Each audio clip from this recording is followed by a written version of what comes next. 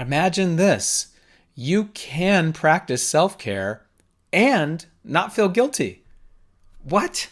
That's the response I get from a lot of people when we kind of bring up these two beliefs together. You can practice self-care and not feel guilty. If I look back on my family tree, I come from a long line of really hard workers. People who wear the amount they work as a badge of honor on their sleeves. And on top of that, we also come from a culture that reinforces that type of thing.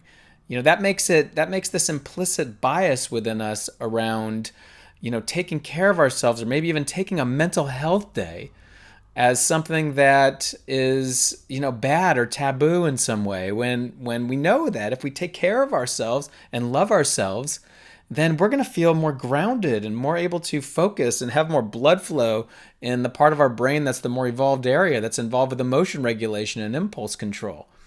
And yet we feel guilty, like we're wronging someone for taking care of ourselves. We have this deep seated belief that it just feels wrong in some way. The idea of taking time out to take care of ourselves in the face of all the mounting work that's in front of us.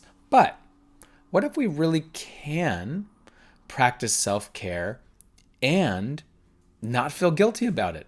So if you're someone who feels guilty when you're thinking about taking time out to practice meditation or exercise, or just laying on the ground and looking at the clouds for a few minutes called rest, or playing in a particular activity that you feel is restorative for you.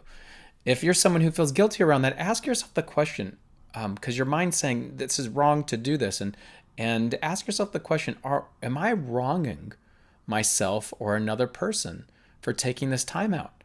If your mind says yes, you should be doing all this other work right now, ask yourself again, am I sure I'm wronging someone? Just ask yourself. Just, yeah, I think it. Am I absolutely sure?